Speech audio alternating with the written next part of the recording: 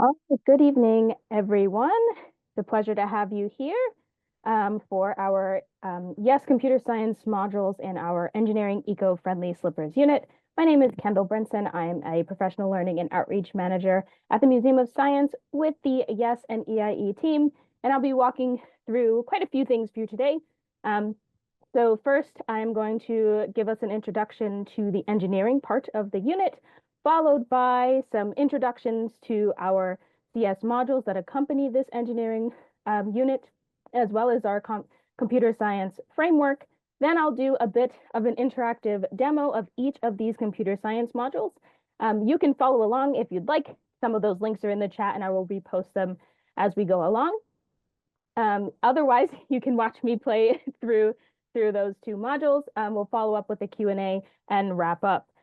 Just make sure you're muted for the duration of the webinar. I'll at the end during Q&A, you are welcome to unmute. I have the full power here, unfortunately, to allow you to talk in the webinar setting. Other than that, if you are a Massachusetts educator and you signed up for this because you're getting free stuff, yay, happy to have you here. Just so you know, you do have to be in attendance for at least half of the webinar. That's okay if it's playing in the background and you're just paying attention or you want to watch it later, but we can see that. So Mass Desi is gifting all the Mass educators in attendance a free engineering materials kit, as well as a classroom set of computational tools like the microbit so that you can facilitate the CS modules as well. Again, you will have to be in attendance for at least half of this, even if it's playing in the background. So thank you. Let's go ahead and get started. I'm going to share my screen here. It's a bit of a different setup today so that you can all see what I am working on in the background. But first, let's just talk about engineering eco-friendly slippers. So in this particular engineering unit, students work through the engineering design process to design an eco-friendly slipper. So what that really means is that they're thinking about how these materials break down, how can they make a slipper be made of materials that are more friendly for the environment, make it more affordable, and have them be safe. So the specific science content connection here is the force of friction and traction, and how we can make a slipper safe, have a safe amount of grip and traction on vinyl flooring. So in lesson one, this is an introduction to the engineering design process. So if your students are unfamiliar with engineering, this is a great way to introduce them to it.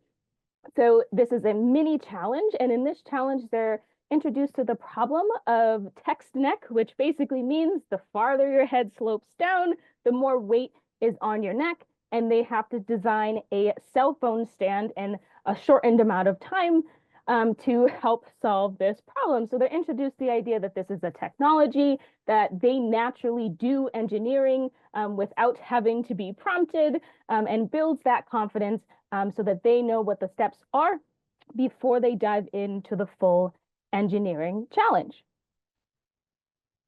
Then lessons 2 through 9 are the engineering eco-friendly slippers design challenge. So each of these lessons from here on out are approximately 45 to 60 minutes apiece, give or take, depending on how quickly your students are working through these units. Sometimes middle school students get the picture a little bit quickly. So in lesson 2, this is the first phase of our engineering design process, which is framing the problem. So they're asking lots of questions, being introduced to the problem. And in middle school, they're introduced via a video, which talks about the disposal of shoes and how that harms the environment.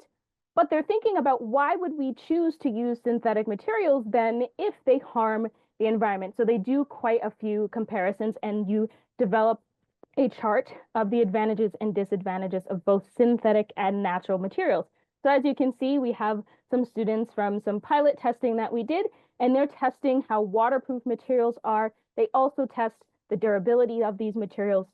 And so they learn very quickly that synthetic materials tend to be more durable. They're waterproof more often than not, and they're much cheaper than natural materials. So they're starting to understand that sometimes we have to make trade-offs between the materials we want to use versus the ones that are better for the environment, because they have certain advantages for certain types of shoes. This is followed by the investigate phase. So they're introduced to the different parts of the slipper, understanding that there are different parts like an outsole, an insole, and an upper. Thinking about how we can make a friendly, eco-friendly slipper, they investigate traction and why that's important for those outsoles to have a safe amount of grip. So this is a very fun activity, and they get to do several motion stations. So as you can see here on the left, we have a student doing this chair scoot. So he has a sample slipper with just one material underneath, and they each test different materials, trying to do these motions. So this is a qualitative analysis of how much traction they have. Can they perform this motion, and do they feel safe doing it? So they get their first piece of qualitative data doing this particular activity. And then they dive into quantitative measurements. So this is a bit of a fun setup here. So they're measuring the relative force of friction on those different materials on vinyl flooring. So they just did a motion test, right? And now they have a chance to actually measure the force of friction, how much to break that force. So what you're seeing here is a sample traction station. Here is a clipboard. There is a sheet of vinyl flooring, and there are two berry baskets. This top berry basket has one of the slipper materials on it, whether it's cellulose, foam, wool, burlap, and they test each one individually. As you can see, there's weights holding it down up top, and this second berry basket hangs over the spool that you're seeing in the front, and they add washers one by one, and as soon as that berry basket starts moving, they record the number of washers so they get a quantitative measure of how safe, how much traction those materials are providing. So now they have two different ways to measure how safe their slipper can be in terms of that friction force. This is followed by lesson 5, where students individually brainstorm. This is the only point in our lessons where students work individually. They talk amongst themselves for planning, but at first we want students to be able to think about everything they've learned so far. So how much these things cost, how safe they want their slipper to be, how comfortable is it, and they brainstorm a slipper individually so they can all come together and all have something to share when it's time to plan. So once they've utilized what they know to create a plan, they actually get a chance to create their slipper. So just to reiterate some of that, this is the full criteria and constraints list that they are working with. So you see this chart is actually built throughout the course of the unit so that students can write this down in their own individual engineering design notebooks, which are provided for you, so that they know what they have to do, because there's quite a bit of criteria and constraints here. So one of the things you might notice about these is that there are some X's written in, because you as a class get to decide how many washers does it actually take for that slipper to be safe. And so you get to decide that based on your class data. And then the same thing happens with the measurement of how eco-friendly your slipper is. You actually get to decide what percentage of the slipper is going to be natural.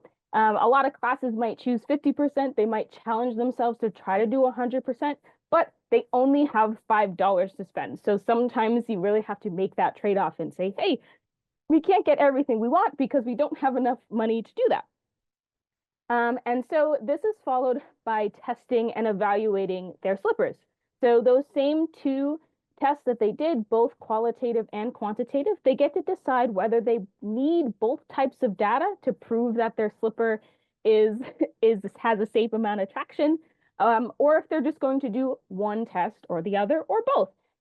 So they get to do both those motion stations, like pivoting on their foot with the slipper, their slipper on that they've designed. And they get to decide if they want to also do the traction station on the table with the berry baskets. Then there's also some other ratings, like the comfort tests. How comfortable is it? Very comfortable, not comfortable at all. Then they also are calculating percentages of how much of their slipper is eco-friendly materials versus not. And this helps inform their next iteration of their design. So how well are they meeting these initial criteria so that they can make their slipper even better? So of course, that is followed by lesson 8, which is iterate. And they actually look at specific parts of the engineering design process they need or feel like they need to do again. Do they need to do more investigating, right? Do they need more information about different slipper materials and how they interact together? Maybe they put 3 different materials on the bottom of that berry basket in the traction station so that they can get a sense of what materials work best together. So they really have to pinpoint the exact thing they want to change and what they need to do again in order to make that iteration successful. And last but not least, probably my favorite lesson is the reflection lesson. So this actually asks students to calculate the retail cost of their slipper and think about how the labor cost has an impact on price and people and the environment. So this is just like a sample of the page that they have. And this is from the teacher slides, which are available to you online for free. So they have to think about, okay, if I pay my workers a good wage, how much does my slipper cost? What does that mean for consumers? What does that mean for the environment? Versus if they pay them a poor wage. And then, of course, they have to really consider that impact on the environment. How much of my slipper is eco-friendly? What does that mean if they have to be thrown away consistently? And then, of course, they actually have to share their work out. They write a fashion statement and they do a little fashion walk. So this is quite a big reflection moment at the end of the unit to wrap everything up all together. Now, I'm going to chat a little bit about the 2 computer science modules that accompany this eco-friendly slippers unit. Now, there are 2, one of which is called user reviews, which uses machine learning and MATLAB online. There are 2 lessons there, 45 minutes apiece, and I will talk about that one first. And that will be followed by step counters, where they are thinking about the durability of their slippers. So they use a mini microbit. It looks like a little computer. I will show you one. And this is 3 lessons at about 45 minutes each. Now, these particular modules, if you're familiar with EIE, they had CS units, which could be done on their own. These modules in particular really need to be accompanied by the engineering, as they provide a lot of the context setting and they connect more directly to the unit. So we highly recommend doing them together if you can. That said, I want to introduce us a little bit to computer science, because sometimes it's very overwhelming when you're already trying to add engineering or computer science to your classroom to sort of decipher what these things even are, how to do them. So very, very simply, computer science is just the study of how computers work and how we can use them to solve problems. Very, very simply. And so usually wrapped up with that is computational thinking. And this is usually where people get overwhelmed. There's lots of concepts that you have to cover. So if you Googled computational thinking, you'd see something like this. There, in the simplest terms, computational thinking is basically how computer scientists think to solve some sort of problem, whether that's creating or refining algorithms, whatever it may be. So I want to break down these 4 skills and then introduce you to our CS framework.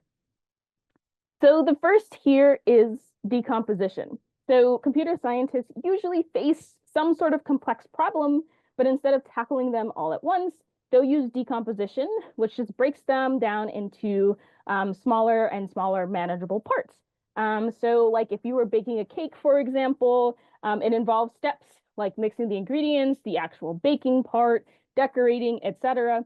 So each of these is just a smaller task within the larger goal of making the cake. And so by focusing on each part separately, it's easier to solve the entire problem. So decomposition really helps computer scientists organize their thoughts and understand very, very complex challenges. Then related to that, once a problem is broken into smaller parts, then computer scientists can look for patterns. So if you're grouping similar items together or noticing trends, you can predict what happens next. So like on the screen here, you see this order of cupcakes going pink, yellow, yellow, pink, yellow, yellow. You can probably make a guess as to what color would come next. So in programming, recognizing patterns really allows us to reuse solutions to similar problems helps us save a little bit of time and create efficient solutions. So identifying problems just is really key in solving problems effectively and efficiently. Following that is abstraction. So this one is usually confusing for people, but that's totally okay. Basically, abstraction means we're taking out anything that's not important to solve the problem. So abstraction filters out any unnecessary information. So back to our cake or making an ice cream sundae here. You probably don't need to know where those ingredients were sourced from, how they were grown in order to make your sundae or make your cake, right? So in computer science, filtering out that sort of information helps us simplify problems and makes them easier to solve without unnecessary distractions. And of course, last but not least, everyone's favorite. Finally, after you've done all these other steps, computer scientists can develop algorithms, which are just a set of step-by-step instructions to solving a task or solving a problem.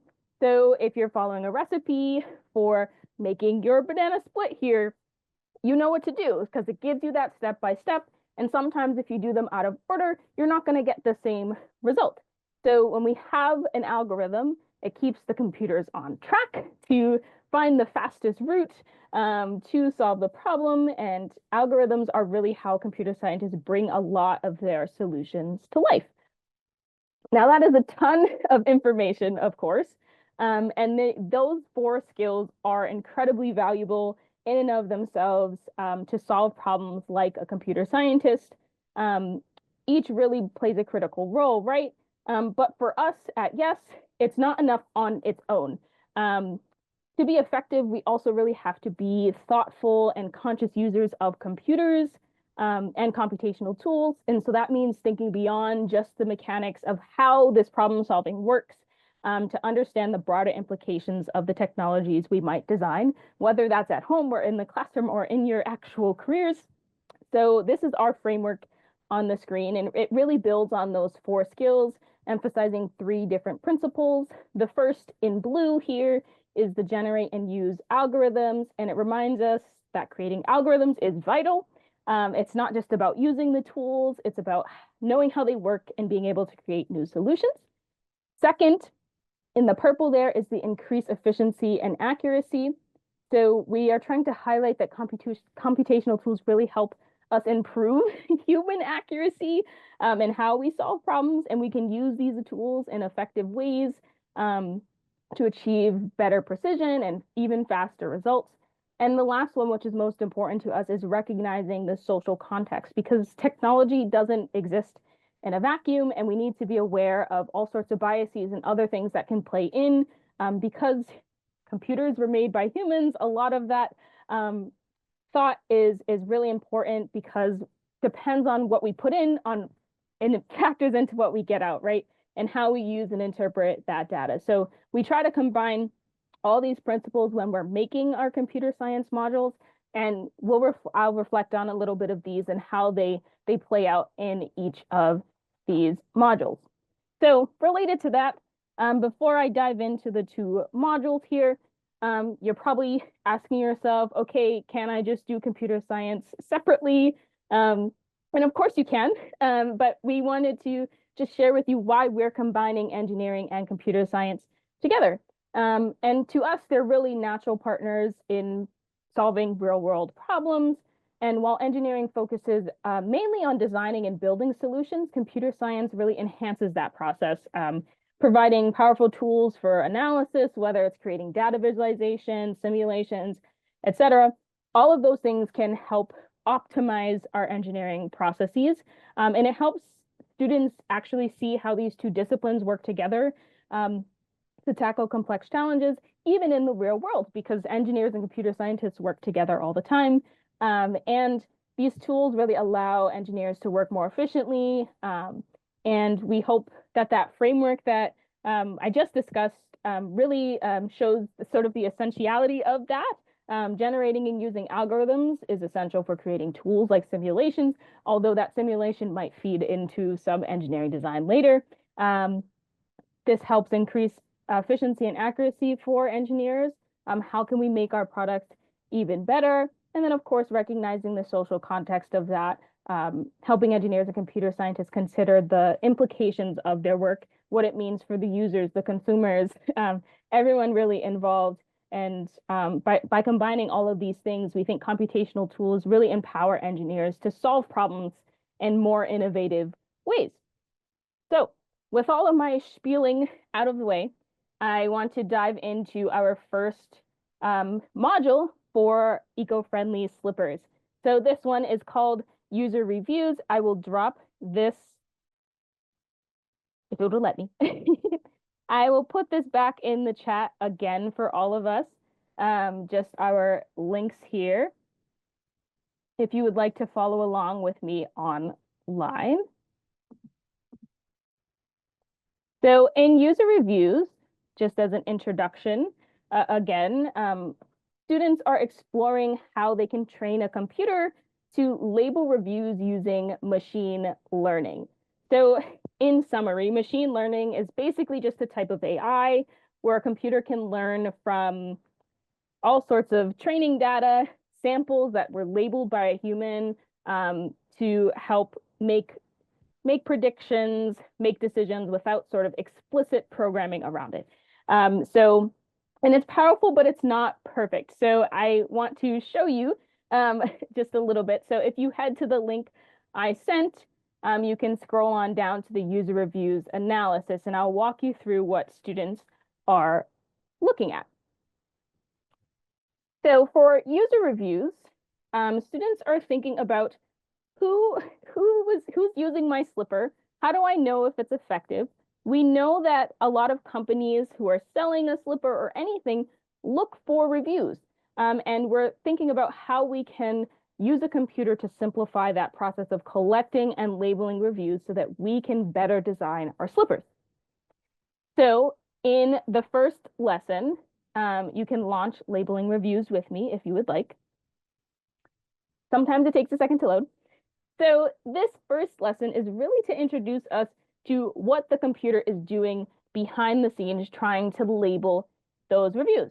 So if you click load user reviews here, it's going to load a set of reviews for us to take a look at.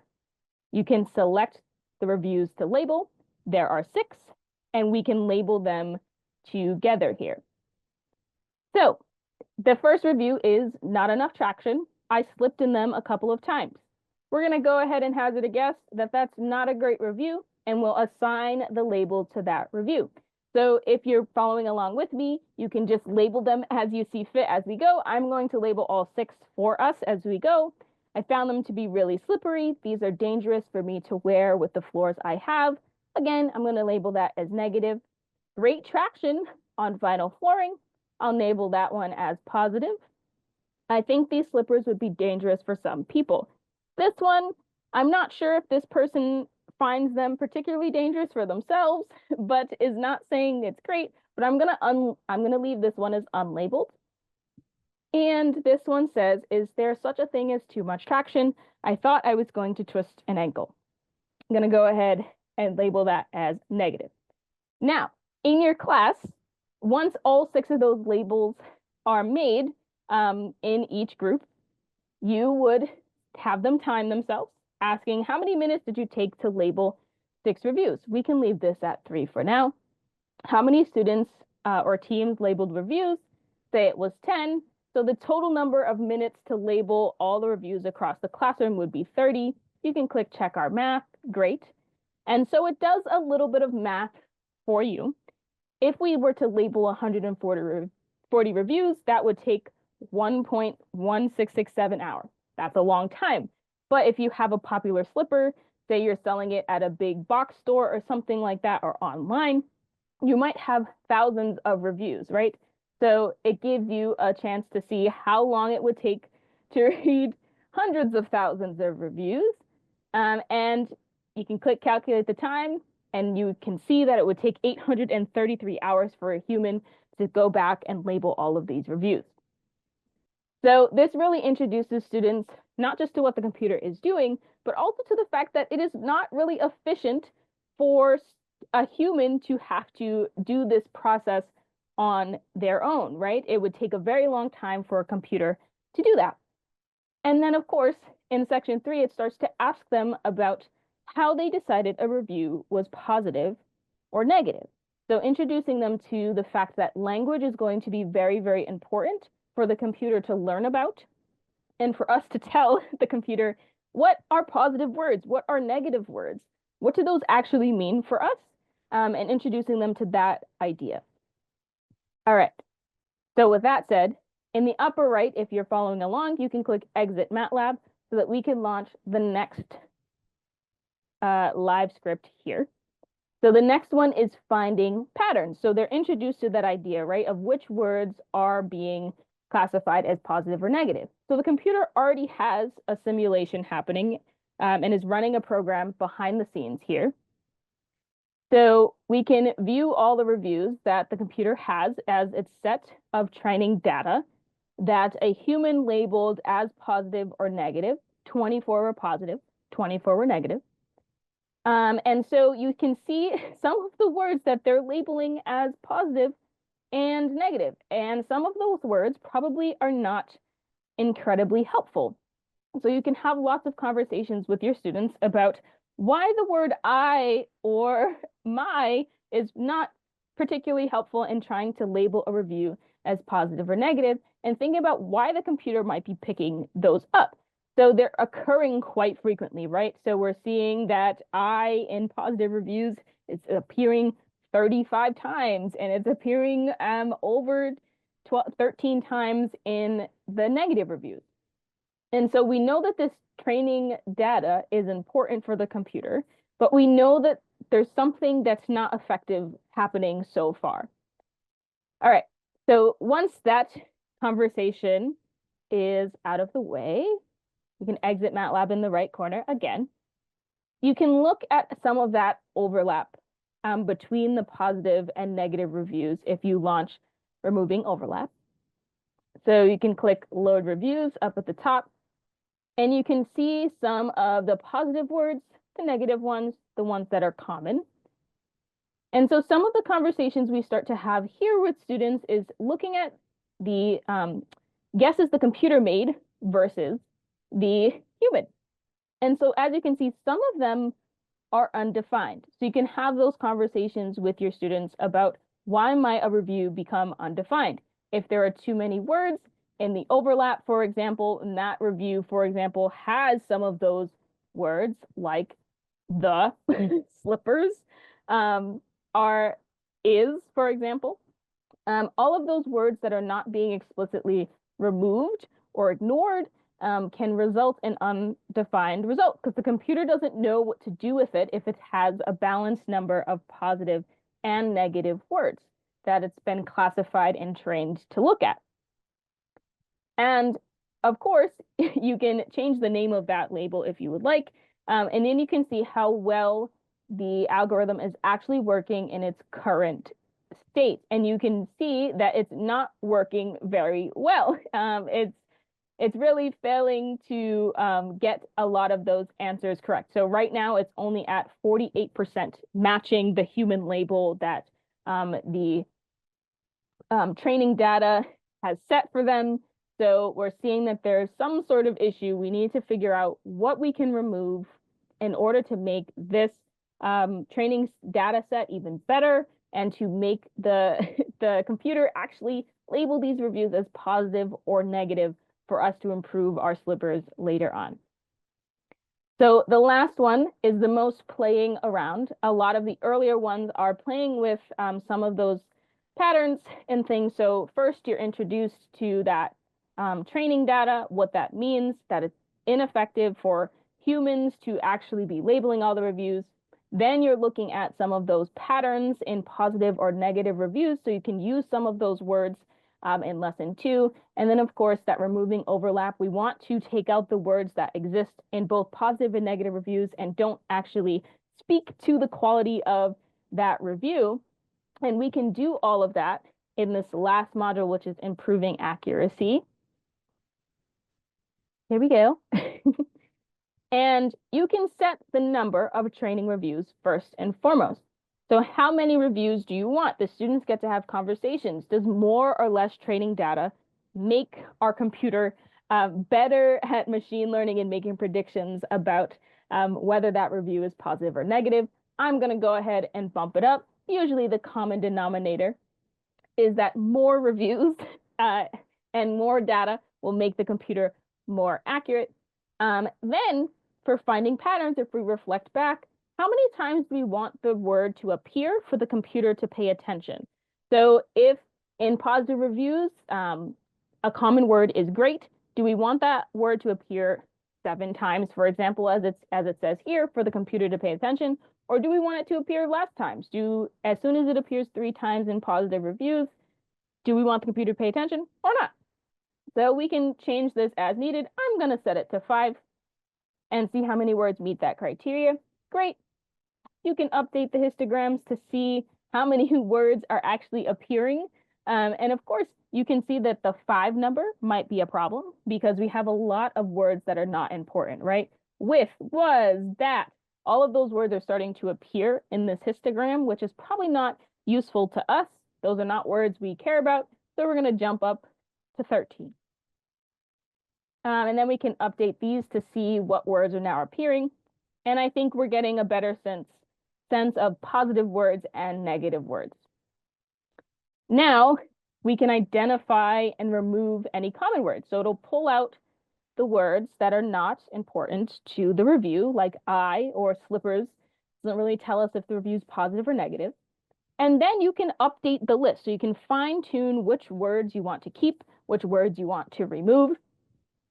And so, for example, I might remove, because I'm looking at the positive and negative reviews up here, I might remove the word and update the list for each word I'd like to remove. And as you remove, you can see how well the computer is responding to that new data set that you've given it, the new training set. And we're still only at 17 of 29, and we're only at 41%. So we know we have more refining to do. You're welcome to continue to play with this. I'll play with it for a second just to show you. And just for reference, this particular module is only designed even if you spent the full class period refining and fine-tuning this particular machine learning module. You can only get up to about 80% accuracy. And the point for this is that we need to reflect on the fact that the program itself is not perfect either because it was made by a human. So it allows students to really reflect on the fact that our programs are only as good as what we make of them. So if you continue to play, if you want to take out the word are, because it's in negative reviews, but it doesn't really tell us anything, or the word for, we can see if we can get this at least a little bit more accurate. I've got 18 out of 29 now instead of 17. Great. As you continue to fine tune, you can make this machine learning module a little more accurate as you play along. So with that said, that really sums up the user reviews module. It's really a walkthrough and a very basic introduction to machine learning, how that works behind the scenes, how we can make our work easier as human beings and more efficient and accurate. So between those 2 lessons that you saw, these are the 2 guiding questions. So that first one where they're going through labeling the reviews, looking for patterns, and removing overlap. That first question is, how can we train a computer to even label the review in the first place? And so students are really just using that simple machine learning algorithm in MATLAB to analyze real slipper reviews. And the computers are learning by interpreting that data and by training an algorithm with examples of positive and negative reviews. It can start to recognize keywords and phrases so that it can eventually label those reviews one way or the other. And then for lesson 2, where students are able to actually play and fine-tune that algorithm, then you are able to play a little bit with the training data and increase the efficiency and how accurate that algorithm actually is. So just connecting back, you can see that we're generating and using algorithms together, right? We are we're using this algorithm and fine-tuning it to make it better. And so that relates also to our increased efficiency and accuracy. And then the social context really comes from starting to explore language, because user reviews really have nuances of language, cultural differences, sarcasm, that review that says this could be dangerous for other people. That type of language is difficult for a computer to interpret, and that can really impact how a machine interprets them. And so if you're having any difficulties with the MATLAB module, sometimes they're slow to load. If there's any unrecognized variables, I recommend closing it and restarting the module. Sometimes they can be a little bit finicky if multiple people are on the Wi-Fi and things, but there are some ways to sort of troubleshoot that. They provide MATLAB with MathWorks does provide free licenses to schools, so that you can download them offline, which does make it quite a bit easier to utilize. So if you're looking for info on that, feel free to contact me after the fact, and we can touch base about how that might look for you. Okay, I will take questions about that particular module if you have them. Otherwise, I'm going to shift gears into our other module here, called step counters. So again, I will drop those links in the chat as we play with the microbit online. So step counters in particular starts to talk to students about the durability of their slipper. Is your slipper eco-friendly if you have to throw it away every other week, you know? So these are some of the questions that students are asked. What might make you throw away a pair of slippers? Should an eco-friendly slipper be more durable or less durable? And how can we even figure out how long our shoes and slippers are lasting? So they asked questions, of course, but they're introduced to the idea that we can use all sorts of things. They might bring up their Apple Watches and their Fitbits, all these things that are tracking their movements and how far they've traveled. And we can explain to them that shoe companies often want to make sure that their users are collecting very specific and very accurate data about how far they've traveled in their shoes to figure out how durable they are. So the guiding question in lesson 1 is, how can we actually use a computer to detect movement? So this is at this point, this is where you would hand out a microbit, and this is what a microbit looks like. And microbits have sensors in them that can provide information to them about the physical environment that the computer is in. And it also has an accelerometer in it, which can sense any measures of changes in velocity and position. So when these microbits are handed out, I am going to show you what is preloaded. So this is something an educator has to do. You don't have to preload 100 of them. Just one per group is usually fine. And this is just on that Make Code website, but I will show you what is preloaded. And then you can have many discussions about what this means. But this particular block code is loaded onto the microbit. So I'm going to make it in front of you as well, just so you understand where these blocks are coming from. So this forever block here is a basic block, and it's blue. That's usually how it's easier to find some things. These are also available in the teacher guides and things online to help you more easily load your microbit with the information. Then you have this logic statement here. If something is true, then something else is happening. The other thing that you need here is our greater than sign, of course, which is just if you scroll a little bit down in your logic, you can plop it into the true, change it to the other way because we want it to be greater than.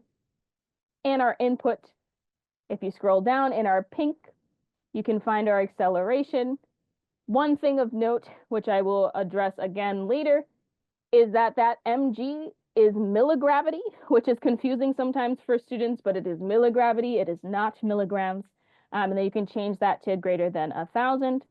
And last but not least, our last thing, we want to show a string, and we can drop that in. That's also in a basic block. and you can change that to high or whatever you see fit. I'm going to delete my second one because it's not going to work anymore.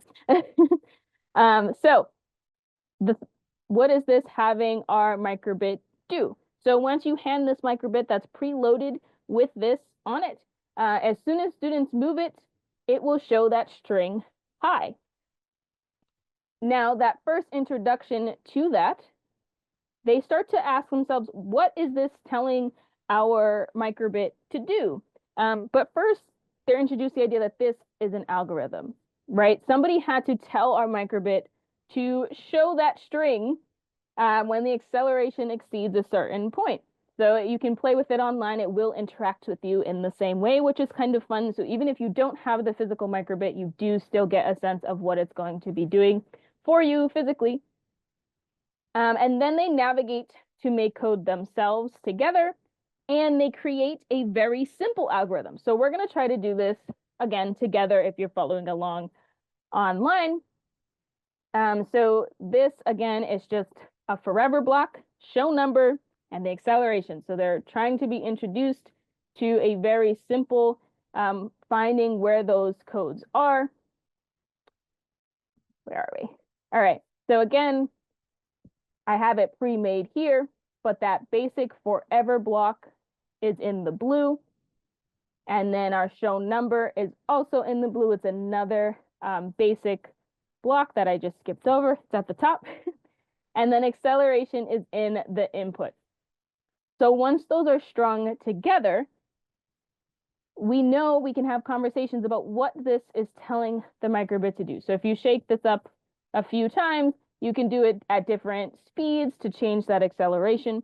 So basically, all this is telling the microbit to do is forever to show the acceleration. What is the number of acceleration, right? So it's at 0 because nobody's touching it. But if I aggressively sort of shake it here, it's going to keep showing my different acceleration levels in milligravity. So they're introduced to this idea that this is an algorithm. What do these blocks mean?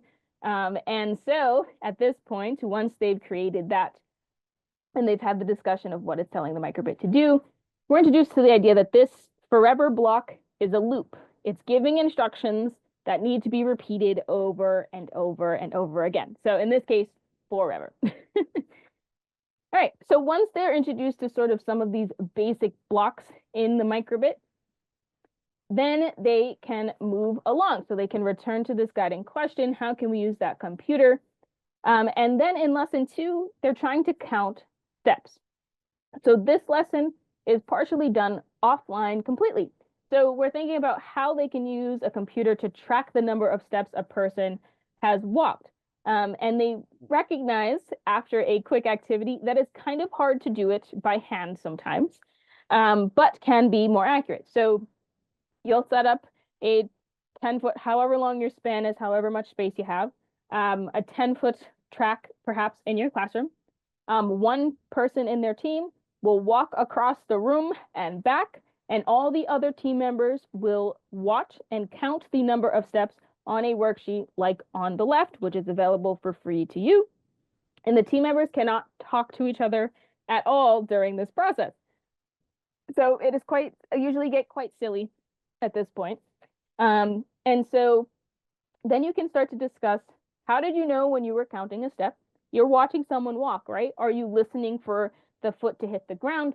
Are you waiting for their foot to lift up?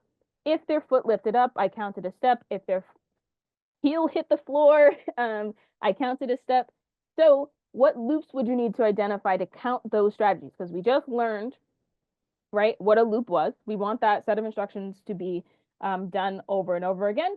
So they might say, when their heel hit the ground, I counted a step. So if I asked the computer to do something similar, I'd have to tell it to watch for the heel and then count the step.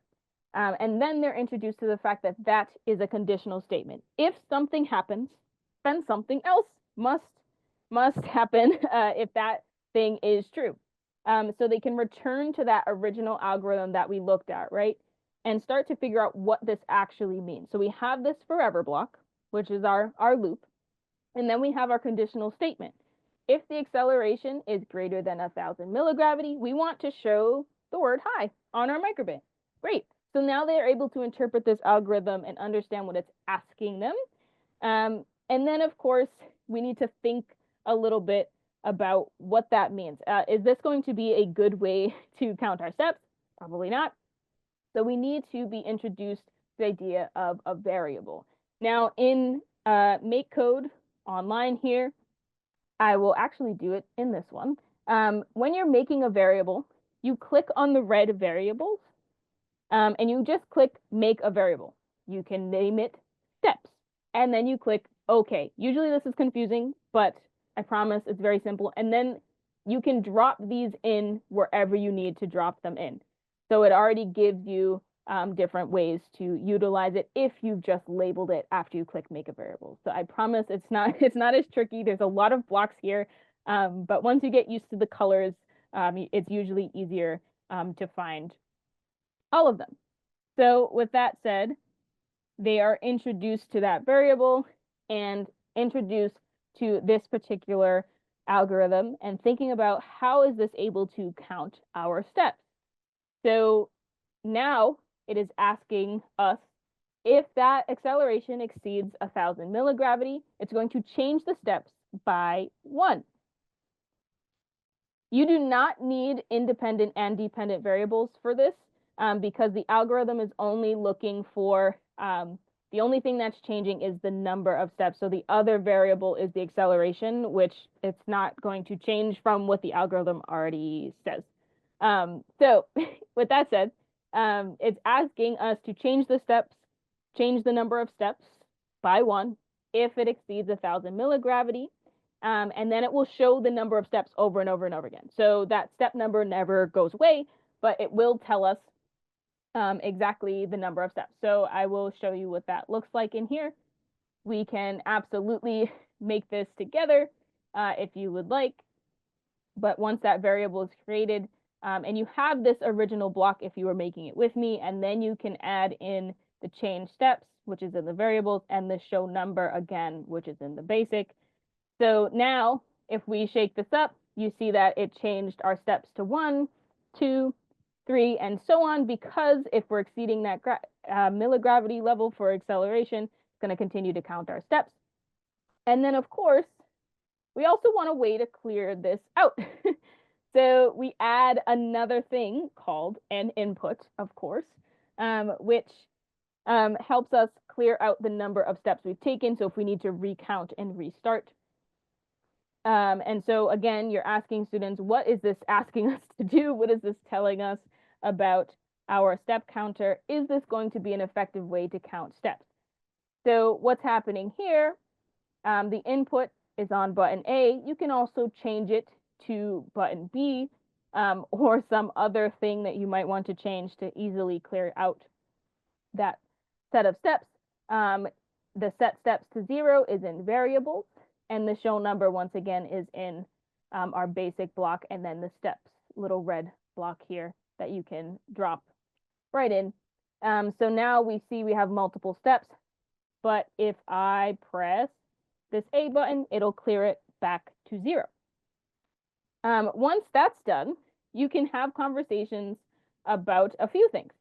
So you've built this algorithm and you need to download it to their microbit so they can actually test it. So you have students, once again, do that test where they have someone walk across the room and back, and they see how many steps the microbit has counted. So one thing to keep in mind for this particular section is that you need to have both the USB and the battery pack. So the microbit connects to your computer just via a regular USB cord, and you have to click this download button to get that code that is made here onto the microbit. Once it's downloaded, you can unplug the microbit and attach it to a battery pack, and now you can walk around with that battery pack and the microbit attached to your ankle. In the unit, it's in a plastic bag and taped around their ankles for walking purposes. Once that's done, they think about how similar or different it was to actually perform that action, okay? Did the microbit count the same number of steps as you and your teammates? Was it easier to keep track of steps when the step counter did it for you versus by hand? And again, playing into the fact that a computer might be better at doing this than a human being because everybody walks differently.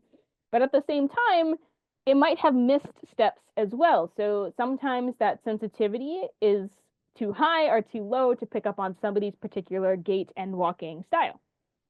So that leads us right into lesson 3, which is that iterate on a step counter. So we have the base code that they would be working with, which is this.